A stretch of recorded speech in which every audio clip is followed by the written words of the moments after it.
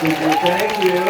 Did you all love Beautiful Day in the Neighborhood? Is this great? All right. First off, I want to introduce, she played Andrea in the film, and please welcome Susan Kalichi Watson.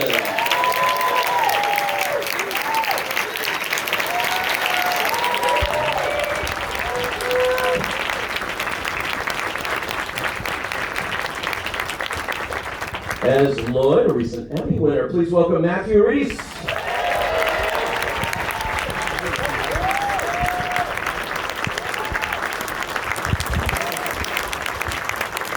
And as Mr. Fred Rogers, Tom Hanks.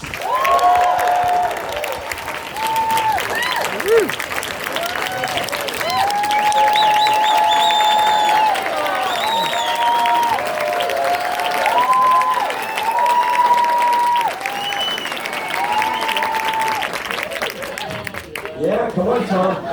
They like you guys. I saw the posters outside, and I think the sentiment is so right on the ad line here. It's time for a little kindness, and this movie has come along right at the right time. You know, when you see what's going on in the world and everything else, this movie has a special kind of message, as I think Mr. Rogers, as Fred Rogers, did. You know, Tom, when this came to you, I heard originally you had turned it down. You weren't going to do it, right? We all know how this works. A screenplay 6 years ago is a very different screenplay than it is immediately. It went through profound changes, a completely different sort of like DNA and pattern was cut from it. And I think possibly because Marielle was involved, Marielle Heller, the director. When I first read it, it was just literally a blank canvas. It was just a thing that existed. And it's like, okay, middle life crisis and Mr. Rod, I don't know what this is. So it would be denigrating Micah Noah's work to just say the script that we shot I turned down. It was not the same project at all, and it did not have the filmmaker involved, and the filmmaker makes the film. So the discussions I had with Mari said I found something. I had wanted to work with Mari for a while. She's amazing. She also did Can You Ever Forgive Me in the last year. Diary of a Teenage Girl, and that was the one that I saw, and I just thought, who's doing this on the shoestring buddy? So we had sent stuff back and forth, and either she didn't like the stuff that I sent her, or I didn't get the stuff that she sent me. But when this came along, she said, I have this thing, and you have seen it before. It's the Mr. Rogers movie. And I said, look, I did that like 6 years ago, and I have vague memories of it just kind of being a thing as opposed to being a story. And by the time I got it and then we had talked about it, the DNA was in place for what it was going to try to be. And so it was a completely different project from then to now. And you had played beautifully, I thought, by the way, Walt Disney in Saving Mr. Banks, too. You know. And so, next up, Bob Keesher, Captain. I hope to play Matt Rhys in the Matt Rhys story. You agreed to it, you said it. If they lived and walked in the world, I'm playing them. It's as simple as that. That all your wardrobe decisions are made for you. Speaking of wardrobe, it must have been fun to just walk in and sort of recreate that television show. How many of you grew up watching Mr. Rogers? Look at that. Yeah. And right here. I do feel like I caught up. In my research, I think I've diligently caught up. So now I feel like he's part of my childhood. I mean, it means a lot to people, clearly, and Daniel the Tiger and all those characters. I mean, you never forget them. What was it like, Tom, though, putting on that sweater, coming in, putting on those shoes, the way he did it? It's a suit of armor. I will tell you, it took 27 takes to get that down. No lie, it took 27 takes because it's a short song and there's a lot of clothes to get in and out. And we were in Toronto kicking it off, and Mari said, Tom, I have to apologize. I did not know this. I just found out. But the shoes were always half tied. So all he had to do was the loops. And I said, Mari, that was the difference between making our day and not making our day. Because you cannot, you think, oh, the song is so da da da da da da da da da. You think it goes on forever. It does not. It is over with lightning speed, and there is a there's a hanger that is swinging, there's a door that it doesn't quite close, and forgive me, I'm going to say something very un-Rodgers-y right now, but those fucking shoes.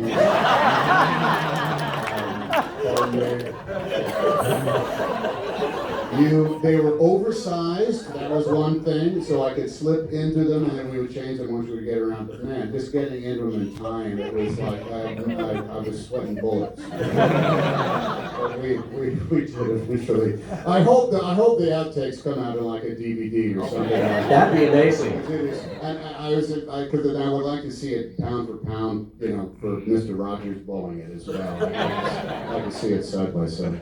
Now, did you meet with Joanne Rogers, his widow? Because she has said that he was a massive fan of yours. He had seen Forrest Gump 15 times. Okay. Yeah, and I heard that. Yeah. That's intimidating. No, it is. Quite frankly, it just is intimidating. That Mr. Rogers, knew my name at all is a big deal. Joanne was around constantly. She was on the set. We had dinner with her long before. She was extremely open about. Oh, Fred would have never done that, but he'd love that you're doing it.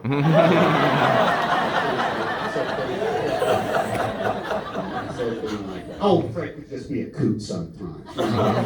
She'd say things like that. But she was completely open about, because you end up abbreviating things. You end up saying things they never said and doing things they never did. But I think the relationship between the two of them is very accurately brought on, because Joanne was not enamored by any aspect of show business, nor was Fred per se. But she had to sit there while Fred was worshipped, by people again and again and again and again. And, that's just a recipe for disaster in any number of marriages, but it seemed she got it. She understood what Fred did and what Fred meant. he was the real deal, though. It wasn't a television thing or anything. That you could see coming through the screen. I don't think you can fake what he did. Well, that's an interesting thing, because Tom Junod, who was the original, he was around. He came to the set many times as well, and I think we both probably went to him and said, "Come on." He said, "No, that was what it was like with Fred. It was like this combination of a jiu-jitsu move that he would do, that some is part of it is his thing and a self-defense mechanism, but it's also part of his ministry to delay any focus on him and turn focus back around on whoever he was talking to."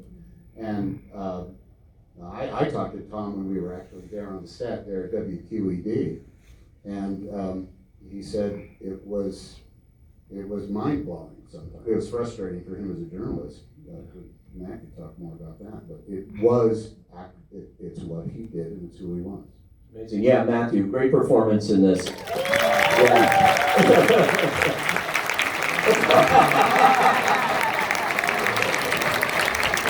Oh, look at that.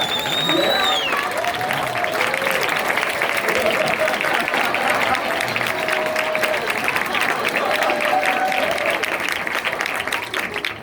All right.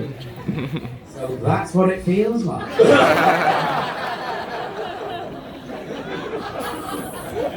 Now, Tom is obviously the one that wrote the Esquire article and did this in real life, but he's been fictionalized in the film, so as Lloyd, obviously. But having him around the set, you're essentially playing him to a degree. How helpful was that for you? It was difficult in a very small way for me, that there was a great part of me that was very tempted to kind of latch onto him and play him and, try and delve in. Mari, kept saying, we're not playing Tom. You're not playing Tom.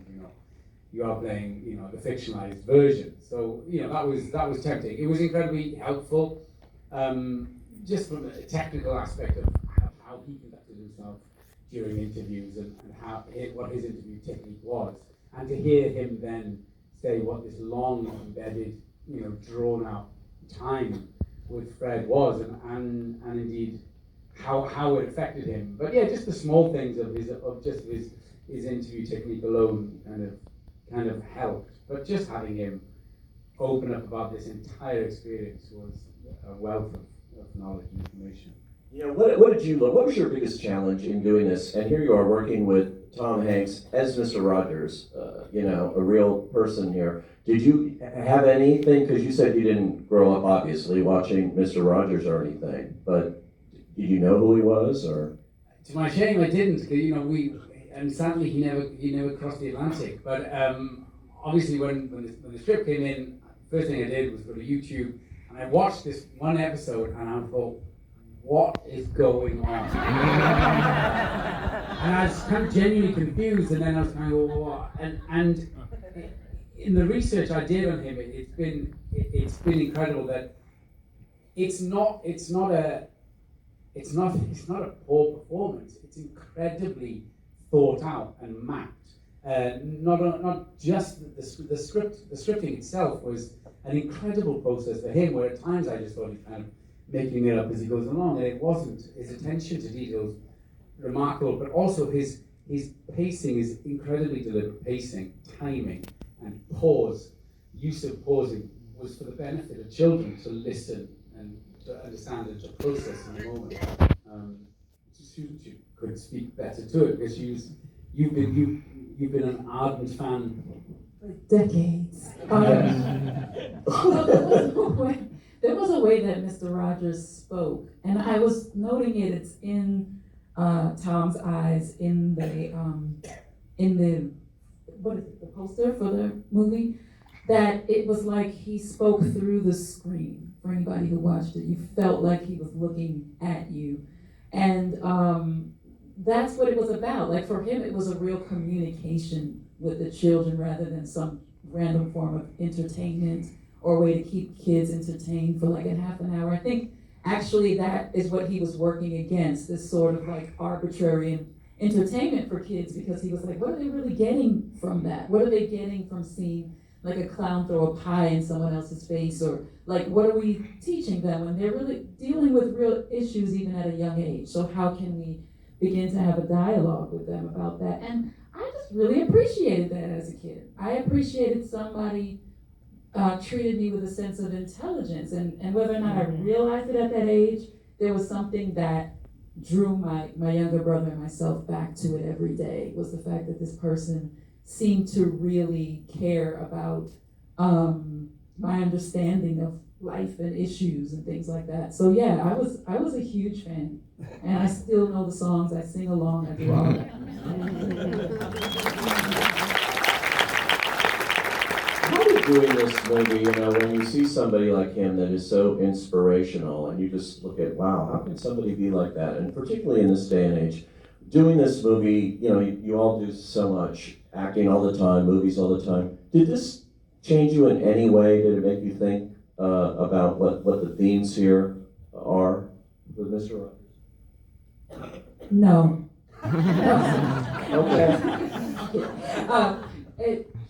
Okay. There was every day in our trailers, there would be this quote, right, from Mr. Rogers. And there were, I wish I could quote one now, that would have been good if I memorized it. But there were these quotes that were just very simple pieces of like, you know, it almost felt like prose, but like just very simple things that he lived by.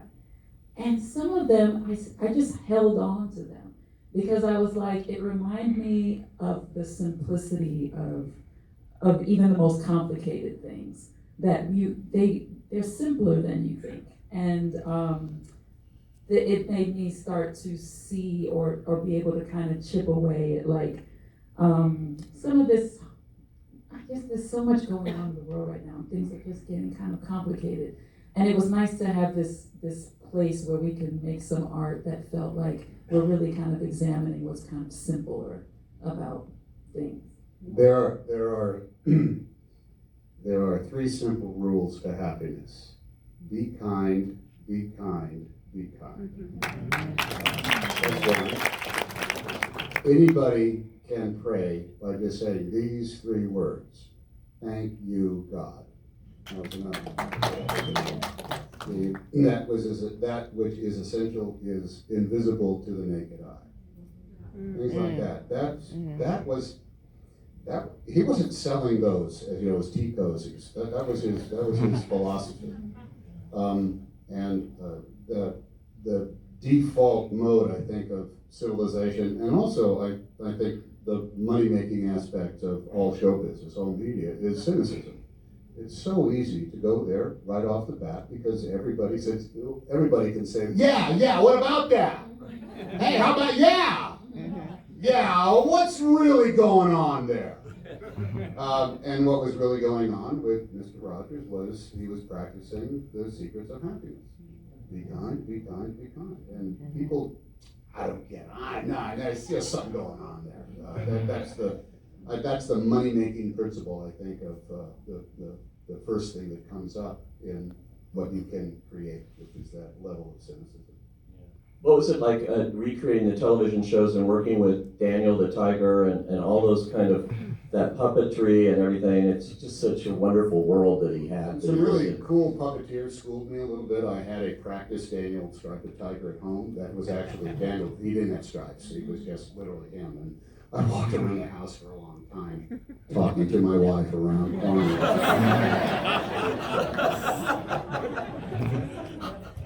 Who made your coffee? We're still doing that. Well, yeah. But Mari was quite brilliant. As she wanted to show how it was made. She had said, one of the reasons that Fred's body kind of like broke down and he had worse and worse posture was because he had to work himself up into all these physical constraints of doing the puppeteering. And when they made the show, I think some of the most fabulous, the documentary of it was just a beautiful, beautiful movie. And we were just talking backstage, and when we first saw it, we kind of like the question was, is there any reason for us to make this movie? I'm not sure why the secrets have come out. But we were joking that it was kind of like those two competing documentaries about the Fire Festival. They both stand up lovely on their own, but you put them together, and it's like, I wish I would have seen that. That was there. But all the stuff, the recreation of the show itself was just wicked fun. And everybody at QED who came by and had worked on it before, their eyes just popped out of their heads because we were literally working off the original floor plans of the original sets. And shooting in Pittsburgh, where you did. That we shot in Mr. Rogers' neighborhood. We did, yeah. It's amazing. Now we have a room full of actors here, and they've got questions, especially you. Yes, go. A room full of actors and yet so few fistfights. I think they're all to be awarded. Congratulate them. I really don't have a question. I was born in Pittsburgh in the 50s when Mr. Rogers was local only. My mother parked me in front of that TV every day. I'm a singer in SAG because he sang to me every morning. He sang to me every day. All right. 72 Market Street, Oyster Bar and Grill. Oh, there you go. There you go. Hey. Where anything near it? Well, let's sing a song, shall we? It's good to talk. It's good to say the things we feel. It's good to talk. We must do more than talk. It's good to talk. Now, you want to really drive your wife crazy? Have Daniel Striped the Tiger sing that. It's good to talk. Yes, sir. Thanks for sharing that, by the way. That's fun. Thank you, sir. So more as a comment. So first of all, I want to say, Ms. Hanks, your career is just amazing. I just want to thank you. I know your work. My kids know your work, and I appreciate the contribution you've made through film and TV, and it's amazing. But what I want to say was, I have a 15-year-old son with autism. It does relate to this story. So it's been a tough 3 weeks. It's been violent. My wife and I are battling, and I cried many times watching this film because, and it is cynicism. Like I've seen it in the SAG nominating committees. I get a lot of free movies and lighthouses and gamblers, and it's like, I love this movie. And as I was watching it, I was like, okay, it's so much simpler, Alan, than you think it is. And so I just want to say thank you. it's a great film, and I really appreciate it so much. Yes, sir. Go ahead. Mr. Hanks, you know, as a father who made sure, along with his wife, to have my 3 sons watch Mr. Rogers as much as they could. My son right here is on the board. Anyway, I can imagine that you must have had a lot of difficult practice in order to get yourself in the persona of Mr. Rogers. Would you please share with us what you had to go through to really adopt that persona? I have made a decent living out of being a glib wise ass, which reminds me my default mode, not the cynicism, but certainly that, the slowing down and the specificity, if I'm using that word correctly, of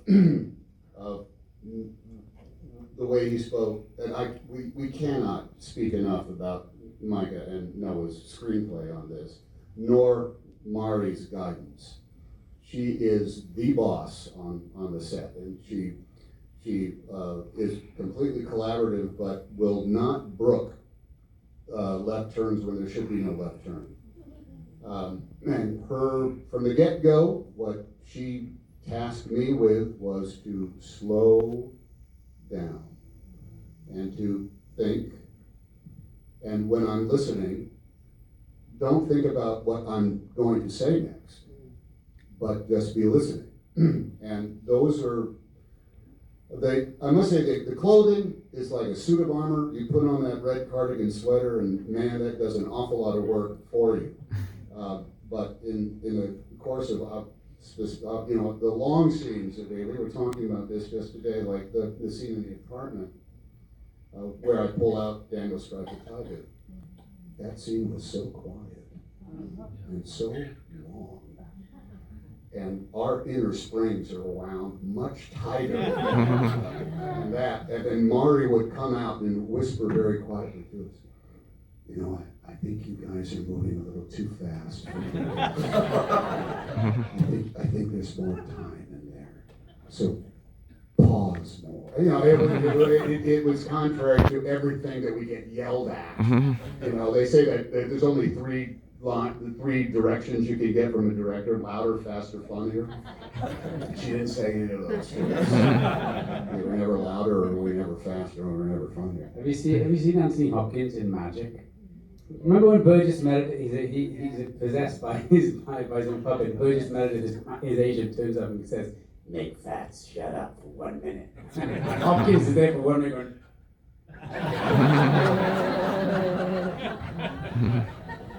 That's great.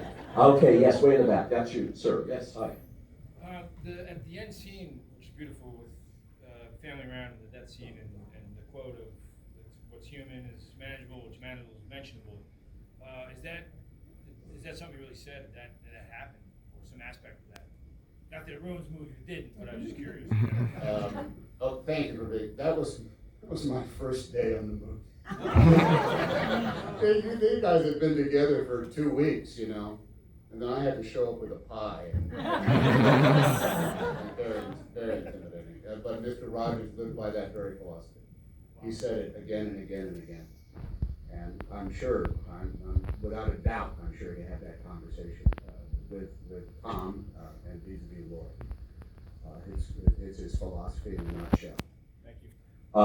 I promised them over here, but you've been standing there, so I want to get you. 40 years ago, I was a reviewer in Cleveland, and once a year we would get together and vote on the best performance of the year with dozens of professional and semi-professional actors. And there was a young actor there, I think in his first or second year with the Great Lakes Shakespeare Festival. And we picked him as the best actor of the year. Tom Hanks has always been a damn good actor. What did you review for? WCLV and WEW. Oh my God, the TV stations. Proteus and two Gentlemen Barone in 1978. Thank you Absolutely. very much. We actually went to the award shows because as actors we were promised a free lunch. I came away really, I can't tell you what a boost that was to a young man who was just starting Well, out. I'm glad we could help along the way. So nice. All right. Yes, right there. So yes, Mr. Hanks, obviously it goes without saying you have an incredible body of work. It was just mentioned that Mr. Rogers watched Forrest Gump 15 times. So you have your own, obviously 4-letter word of fame that you deal with. What are some of your own philosophies and rituals? I mean, you shared some of Mr. Rogers, but what are your personal rituals, philosophies? Okay, all right. I'm going to tie this in to the gentleman from Cleveland. WCLD, is that what the thing is? We got yelled at one day at the Great Lakes Shakespeare Festival because we had just opened Hamlet the night before, and we had a rehearsal on a linoleum floor of a Lutheran church basketball gym at 10 o'clock the next day, and there was not a sober actor there. We were all hungover in some degrees. We were all operating about 3 hours of sleep, and nobody knew their lines, and we got yelled at by the director, who said, "What are you people doing? What are you doing? What are you doing this to me? Do you not know what your job is? Do you not know what your job is? Your job is to show up on time, know the text, and have an idea." And I could tattoo that on my eyelids of what I think are, when you do that, you are liberated in ways that are really quite profound at work. That allows you, I think, then to respect everybody that you work with. You're all working on the same movie. Sooner or later, the entire movie is resting on the shoulders of a makeup artist or a focus puller or the dialogue continuity person that needs to match it up. And that requires a fair shake. And I think one of the reasons I remembered the quote when I read it was because I think that's a thing that I learned luckily at a very early age, is that the secret of good work is to be kind, be kind, be kind. So. Cool. Okay, yeah.